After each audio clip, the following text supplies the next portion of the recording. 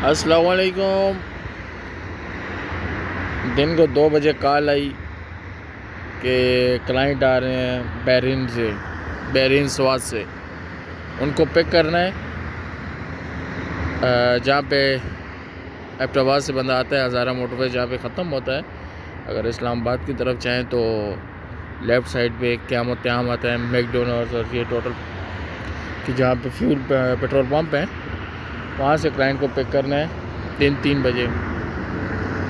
Client से रब्ता किया तो वो उस टाइम चकदरा स्वाद में थे, और रात के भी 8 होने वाले हैं, अभी तक क्लाइंट पहुँचे नहीं है। तो कभी कभी वेट करना भी पड़ता है। ठीक है,